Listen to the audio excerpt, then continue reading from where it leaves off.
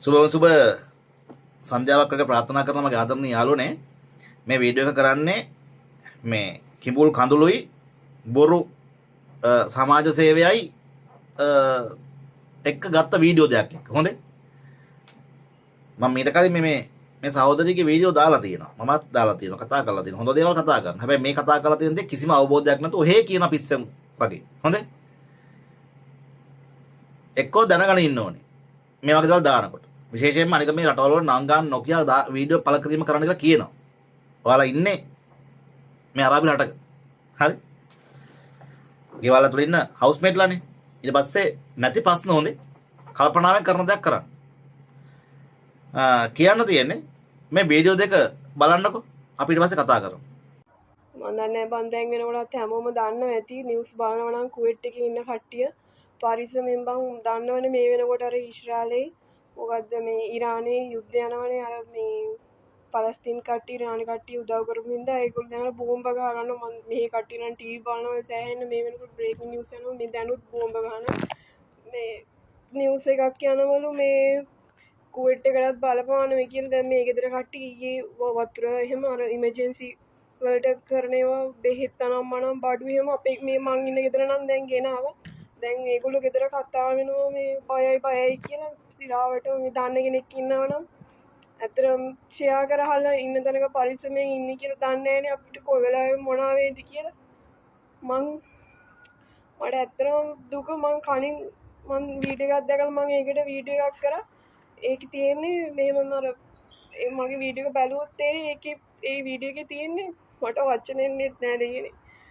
යුද්ධයක් වෙලා අර මොකක්ද ආවි අනම්මනම් ඒක මොනේ මන්ද මේ වෙලා අරාබි වලින් පටන් අරගෙන ලංකාවත් එක අවුරුදු මං හිතන්නේ 2000 මට මතක නැහැ හරියටම තව අවුරුදු 4කින් 5කින් වගේ ලංකාවටත් බලපානවලු මේ මං හිතන්නේ මේක තමයි වෙන්නේ මේක ඇත්ත වෙනවා සත්‍යකින් ඇත්තටම මාරු දුකයි දැන් අපි කොච්චර හින තියාගෙන ජීවත් වෙන්නේ මන්ද දෙය කියපු දේවල් ඇත්ත වෙලා මේ ඇස් වලින් දකිනකොටම මිනිස්සු කොහොමද ඉන්නේ පරිස්සමෙන් බං හැමෝම සිරාවට මාරු දුකයි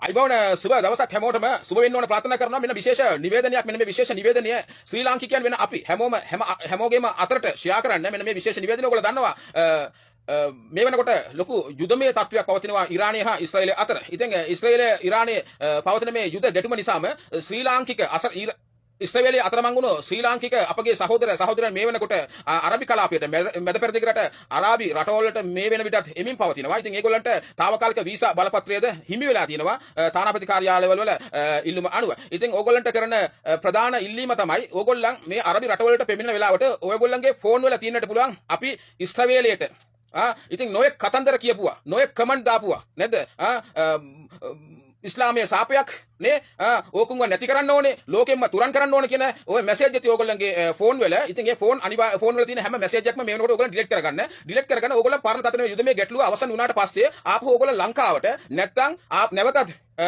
ඉස්රායලට ගිහිල්ලා ආපහු ඒ කමෙන්ට් ටික දාන්න ඕන විදිහට දාගන්න නැත්නම් ඔයගොල්ලන්ට සමහරකට ප්‍රශ්නයක් මතුවෙන්න පුළුවන් මොකද දැන් ප්‍රශ්නයක් මතුවලා තියෙන නිසා මේක කියන්නේ ඉතින් ඔයගොල්ලන්ගේ ෆෝන් වල තියෙනවා නම් ඒ වගේ දේවල් ඉතින් අපි මේ ශ්‍රී ලාංකිකයෝ අපි අතර ಜಾති වාදයක් නැහැ මොකද අපිට අපි කොයි ලෝකෙ කොහේ හිටියත් අපි ශ්‍රී ලාංකිකයෝ නම් අපි උදව් උපකාර කරන්න ඕනේ ශ්‍රී ලාංකිකයට අපි ಜಾති ආගම් ભેද තුලින් අපි වෙන් වෙලා ඉන්න මොහොත නෙවෙයි මේක ඇවිල්ලා අපි මුස්ලිමයි නම් ඉරානයට සපෝට් කරන්න ඕනේ මුස්ලිම් නොවන අය නම් එහෙම ඉස්රායලයට සපෝට් කරන්න ඕනේ කියලා ඉතින් හිතලා අපි අතර තියෙන කමෙන්ට් වලින් අපි ලොකු යුද්ධයක් ඇති කරගන්න තියෙනවා අන්න ඒ කමෙන්ට් වලින් යුද්ධය ඇති කරගත්තා නම් අන්න ඒ යුද්ධය අවසන් කරලා අන්න ඒ යුද්ධේ ඒ ෆෝන් ඇතුලේ තියෙනවා නම් ඒ යුද්ධේ අන්න ඒක ෆෝන් එක ඇතුලෙන් අයින් කරලා ඕගොල්ලෝ මෙන්න මේ රටවලට ඇවිල්ලා නිදහසේ ඉන්න ඕගොල්ලෝ මේ රටවලට ආවට පස්සෙත් ඒ ෆෝන් එක හරහා ඒ කමෙන්ට් එක හරහා ඕගොල්ලන්ට ප්‍රශ්නයක් මතුවෙන්න පුළුවන් නිසා මෙන්න මේ කියන්නේ ඉතින් මෙන්න මේ වීඩියෝ එක හැමෝම ෂෙයා කරගන්න ඉතින් මැද පෙරදිගට අරාබි කලාපයට ඒ වගේම මැද පෙරදිගට රටවලට මේ වෙනකොටත් එන ශ්‍රී ලාංකිකයන් අපි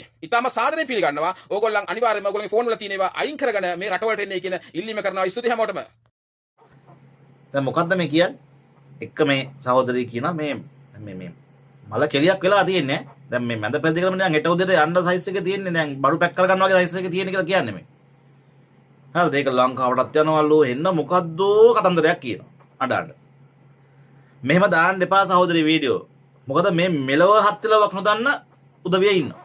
ඒගොල්ලොන්ට ඔය ඇති හොඳේ අර මේ තල්ලත්තර බොරළු වැටුණා හා සමානයි හොඳේ. ලෝකෙ පෙරලනවා කියලා දුවන්නේ. රටවල් දෙකක් අතර යුද්ධමය ප්‍රශ්නයක් තියෙනවා. ඒගොල්ලෝ උඩුගුවනේ ගහ ගන්නවා. හරි? කිලෝමීටර් 10 ගණන් ඈත රටවල් දෙකක්. දෙපැත්තෙන් ගහ ගන්නවා. හරිද? උඩින් යනවා. ඒට මෙහෙට මාරු වෙනවා. රටවල් දෙක දෙපැත්ත විනාශ වෙනවා. ඒගොල්ලෝ ගහපන් මේගොල්ලෝ විනාශ වෙනවා, මේගොල්ලෝ ගහම මේගොල්ලෝ විනාශ වෙනවා. දැනට මේ අනිත් රටවල් වලට එහෙම මේ ඉන්න මේ අරාබි රටවල් වලට ඇවිල්ලා මේ එහෙම යුද්ධම ගැටලුවක් නැහැ. එහෙම දෙයක් වෙලා නැහනේ. දන්නවනේ නේද? එහෙම වෙලා නැහනේ, පේනවනේ. එයාපෝට් වැහුවේ නැහැ. ගුවන් සීමාවක් දැම්මා. එයාපෝට් වැහුවා ඒ රටවල් දෙකේ. ඒ ගුවන්පත පහලා තියෙනවා දැන්. රටවල් හතරක මේ වෙද්දි. මොකද ඒ ප්‍රහාර සිද්ධ වෙන්නේ උඩු ගුවන නිසා. එතකොට ඒ අතරින් ෆ්ලයිට් එකක් යන්න ගියොත් සමහර ලාවට ඒවට හානි වෙන්න පුළුවන්. ඒක නිසා ඒ ගුවන් ගමන් සම්පූර්ණ අවහිර කරලා තියෙනවා. අනික රටවල් දෙකට ඒගොල්ලොන්ට ප්‍රහාර එල්ල වෙන නිසා ඒ ගුවන් ගමන් නතර කරලා තියෙනවා පැහැදිලිවම. එයාපෝට් වලින් රාජකාරී සිද්ධ වෙන්නේ නැහැ. ඒක නිසා එහෙම යනකොට වෙන ප්‍රශ්නයක් නැහැ.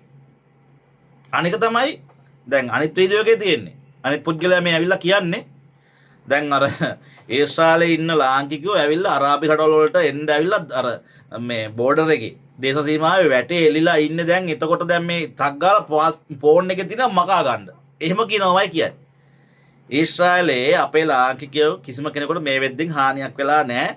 එක කෙනෙකුට විතර මම දැක්ක දාලා තියෙනවා ගෙදර කර අර මේ එකත් එක්ක වීදුරුවක් කඩා වැටලා තැල්ම ඒකටත් තියෙන තැල්ම කැපිලා නෙමෙයි තැල්ම කියලා දාලා තියෙනවා. එතකොට තව කෙනෙක් ගෙවල් මාරු කරලා තියෙනවා. අනේ එහෙම තමයි මේ එම්බසිය ලංකාවේ එම්බසිය වාර්තා කරලා තියෙන්නේ. එතකොට මොන හරි ප්‍රශ්නයක් දඩුවසේ උද්ගත වුණොත් ඒවට අදාළ මැදිහත්වීම ඒ එම්බසිය හරහා සිද්ධ වෙනවා. ලංකාවේ ඉන්න 20000ක් විතර ඉන්න ඊශ්‍රායලයේ ඉන්න ලාංකිකයෝ අරාබි රටවලට කඩාගෙන ඉන්නේ නැහැ. එහෙම එන්න බෝඩර් ක්‍රොස් කිරිල්ලක් එහෙම වෙන්නේ නැහැ. ඒ හින්දා බොරු බේකල් තාරින්න එපා. දෙයක් කියන්න කසි ගැටලුවක් නැහැ. මිනිස්සුන්ට තේරුම් කරලා දෙන්න. හැබැයි ඒක අර අතිශෝක්තියෙන් කියන්න එපා. මවාපාන්න එපා. ඇත්ත ඇති සැටියෙන් කියන්න. ඉස්සෙල්ලා Taman දාන නිවුස් එක පිළිබඳව චුට්ටක් හොයන්න, විස්තර හොයන්න. ලංකාවේ නිවුස් වල ගිහින් තියෙන්නේ මොනවද? මෙහි නිවුස් වල ගිහින් තියෙන්නේ මොනවද? ඒවා හොයන්න. මොකද්ද මේ රටේ මාධ්‍ය වාර්තාකරණය කරලා තියෙන්නේ? ඒ පිළිබඳව දැඩි සෙවිල්ලක් කරලා වීඩියෝ එක දාන්න. මේ වගේ අවස්ථාවක දාන්න එපා නැත්තම්. ඔබ දාන වීඩියෝ එක පිළිබඳව ඔබ පූර්ණ වගකීමක් වගේම ඒ දෙන නිවුස් එක සත්‍ය වෙන්න ඕනේ.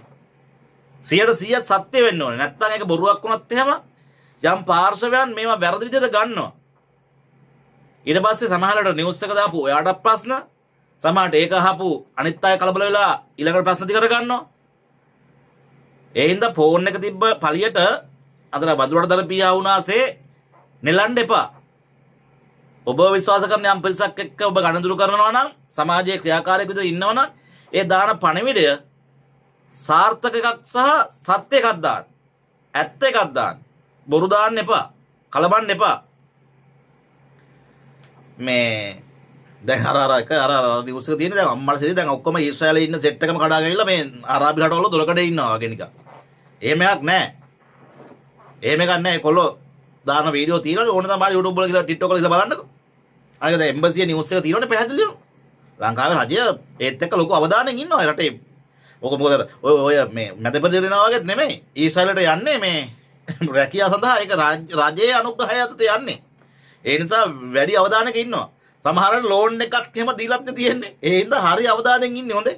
ඒ හින්දා මේ නටන්න එපා ඔයගොල්ලෝ. යුද්ධ තියෙනවා. යුද්ධමය ප්‍රශ්නයක් තියෙනවා. ඒක මේ වෙද්දෙන් දෙපාර්ශවය රෑදවල් දෙකේ ගහ ගන්න උඩුගෝනේ. හොඳේ. උඩින් පුපුරනවා, වැටෙනවා. වෙනවා. හැබැයි මේ වෙද්දෙන් අනිත් රටවල වලට තියෙන්නේ ආර්ථිකමය කඩාවැටීමක් සිද්ධ වෙනවා. මොකද තෙල් ප්‍රශ්නේ උද්ගත වෙනවා. ඊළඟ ඩොලර් වලට ලෝක ගැටලුවක් ඊළඟට සිද්ධ වෙයි.